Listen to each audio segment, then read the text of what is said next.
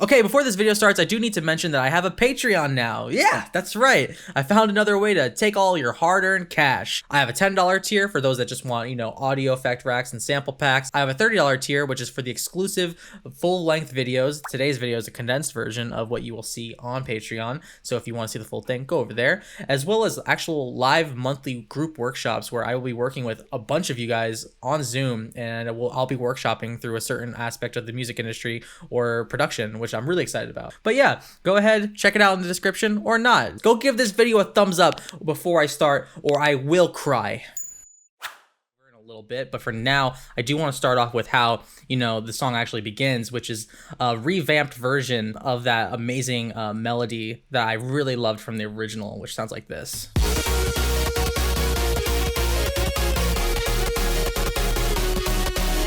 The first thing that's different here is the actual progression itself. This chord here, the pattern,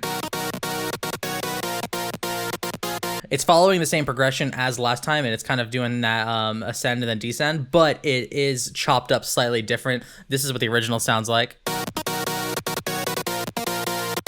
Yeah, see, there's a slight difference there.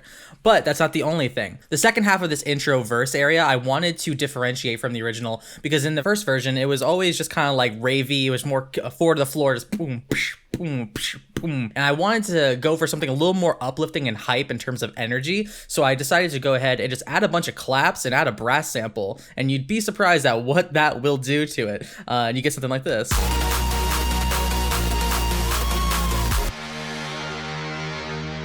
Really nothing crazy going on here at all. There's only one other piece of the puzzle here, and it's that vocal lead is going up an octave the second time that it plays, which in the original, it just stays the same throughout. And if you guys haven't seen the original Battle of the Bros breakdown on the Disciple YouTube channel, definitely recommend watching it. From there, we're gonna go ahead and transition to the break build-up section, which just transitions with a slight glitch effect that's just being run through Effectrix right here. You can see there's a couple stretches on here, and I just have it set so it'll automatically turn on. Oh, that's not even the right one. Jesus Christ. Is it a beat repeat? Ah, that's why. Okay, don't listen to me. I don't know how I make my own songs. It's a beat repeat that I had on here as well. And you can hear some other stuff going on here. I have a frequency shifter, because I think frequency shifters sound cooler than a normal tape stop, because it has so much more of this like laser effect to it that I really personally like. And then I also have I do have Effectrix on here at some point, I'm pretty sure. I might be crazy.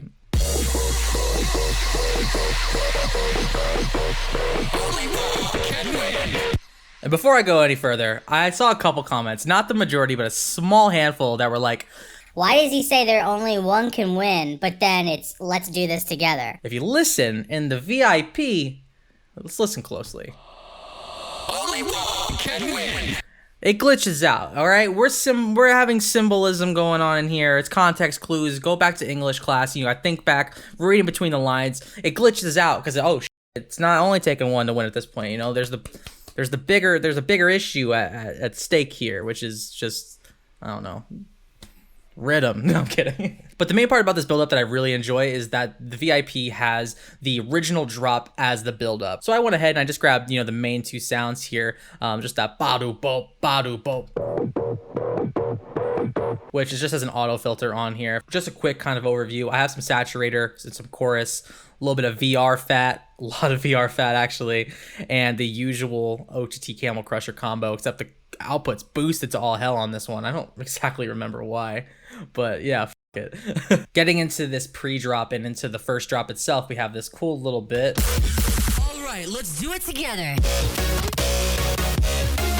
Fight. All right, hold on. The pre-drop here is just me. All right, let's do it together. And I use a little altar boy to pitch up the formant towards the end, because I just thought it sounded a bit cooler, a bit more animated, and I thought that sounded just a little nicer for what I was going for. I have the usual OTT Camel Crusher combo on here, nothing really out of the ordinary at this point. But what starts to get interesting is actually the chord progression here, because now we're switching things up completely. Because originally it goes bum bum ba da bum bum bum bum bum ba da bum. Is that perfect pitch? Probably not. But it descends, right? And in this one, I wanted to have it be a bit more uplifting, especially about boosting that energy, because I knew I wanted to have a crazy drop for this. And I was like, all right, it, let's do it. Let's bring it up and ascend anyway. Which these chords, by the way, are just 2 Spire chords here. Just 2 random sounds from their sound bank that I really enjoyed. Turned off the effects and maybe messed with the envelopes just a slight bit. So quick story time. I actually made most of this song, except for the 3rd drop, one day before I played it out for the Couchland set for the Subsidia takeover. I literally had no plans of doing anything. And the day before, I was like, I need to do a Battle of the Bros VIP, and it needs to be fucking crazy. So I just like sat down and I just tried things, and it was such a pain in the ass at first trying to figure out how I was gonna lay this out, because I knew I wanted to start with it, and I knew I wanted the energy to be top notch compared to anything I've ever made before. So starting with the usual VIP fashion, I did want the original sound to be involved in that first beat at least. So that's why we have that, which leads into that awesome reverb. It really helps bring the space to life, which is all from that bass clef's easy washout.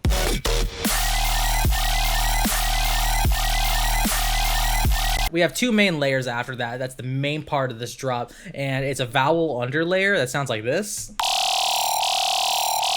which is a really basic sound inside of Serum, to be honest. I'm going to leave frequency shifter off for this, keep my OTT and Camel Crusher on, and show you what it looks like. It's just one oscillator. It's from the Virus Access TI wavetable pack. I'm not sure if that was officially released or if someone just had an Access Virus TI and they went ahead and just imported everything for the internet. It's a analog synth piece of hardware. It's really, really well done. I just picked one of those. A little bit of bend minus on there. And it's all coming from this distortion here. Just a down sample that I have linked to a free LFO that's slowly, on a half note basis, just kind of opening up. That way it's not throughout the entire sound, just towards the tail end. You can hear it sweep. So it grows with that redux kind of effect there. I have the usual OTT built-in compressor, and then I have that EQ that's doing a lot of that vowel work, which is on the first oscillator here. But the frequency shifter is on here to bring it up, because listen to the difference here. Just gets that to another spot that sounds just way better. If I turn this off and I play the original, it was just like not good at all. So I had to find a new frequency, and I got way better. Moving on to that high-pitched crazy sound, we have this. This is where I started to have some fun. I was really trying to figure out what the hell I was doing, and I knew I wanted something screechy, because you need a screechy sustain in a VIP, or it's not a VIP. That's the legal qualification to have a VIP. And what ended up happening was I ended up using a similar high-pitched screech to everything else, which is just 2 analog wavetables. It could be anything. I really like the Juno wavetables a lot. It's FM and bend, and that's combined with a high notch right here in the filter section. Most of this sound is coming from the Matrix, and a lot of people I feel like don't use the Matrix as much as they should. We have this 4th LFO right here, and look at it. It's literally just a side stepper. This thing is just going all the way up, fierce wall, all the way down, blocked out, like no tomorrow, no wiggle room whatsoever. And I wanted that because I really wanted to get something that sounded like a phone ringing without it sounding like a phone bass at the same time. So I thought if I did it with a screechy boy, it would sound pretty cool. So it's exactly what I did. I do want to mention I put this to the A course pitch because of the fact that I did a FM from A on this. If you FM from B, then you want to do it on the B course pitch. Say, sometimes I FM from A, I get bored, all right? I like to get a little wild, okay? There's nothing wrong with that. But the main thing is that you always want to do it to the one that is FMing from. In this case, it's A, because the other oscillator is there to kind of keep that foundation. And if you don't do that, then otherwise your sound's just going to sound like shit, and you don't want that. No one wants that. Then you get to this Brittom bass because they're kind of just going back and forth, you know, for this first drop. And this is actually an altered version of the Endgame bass, which is really, really cool. Corpus is the main driver here. If I turn it off, completely different sound. And all we're working with here is a spectral sound as well as a analog sound. I'm sorry, I didn't even recognize that wavetable I was using. And it's just a very spiky, very Pluck-esque LFO on here on the level of that oscillator A. But like I said, Corpus is the main thing here. It's so powerful of an effect. And from there, we dive into the little mini build before the Brittom Psych section, which is just a slightly different chord progression here, just a higher little harmony on top of everything.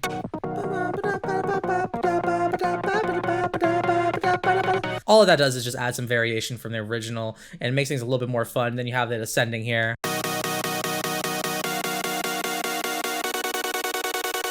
Just so it gave it a little bit more anticipation for this next amazing section where I psych out everybody and we go, bro step on my mark. Bro step on my mark. So many of you just did not know that there was a psych vocal there, apparently. It says psych. It's just it's a famous vine. You guys just never heard of it? All right. Anyway, so I was joking. It's not bro step. I know. I was joking. All right. I was joking. We have that same endgame altered bass here, into this cool little laugh sound, and the drum switch up from here.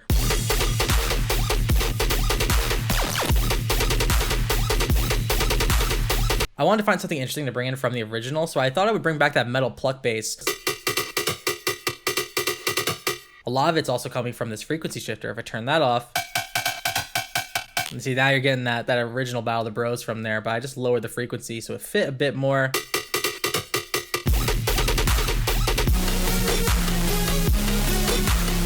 I really like this little turnaround, turnover, end phrase, whatever you want to call it. Just these two cool like detuned-esque sounds from Electra X, Electra 2, the same thing. Really great plugin for synths, and I had this cool, just kind of slightly altered version of the chord progression. Oh, that one just sounds so fucking cool. I remember I found that when I was going through. It's in the bass section. I was like, that's really cool. All right, that's all I got time for today. I'm sorry, I gotta cut you off a bit early here. If you want to watch the full video, go head over to my Patreon, sign up for the workshop pack, and you'll get access to this video, as well as another production video every month, and you'll get access to my live monthly workshops. You'll also get some sample packs, you'll get some Ableton racks, maybe sign up for a personal lesson, one-on-one, who knows? That's not for me to decide. Thank you guys for watching. Please give this video a thumbs up, subscribe to me, I need it very badly, okay? 2021 is the year of the Volpinator, all right? The Volpe Nation, all right? I gotta stop.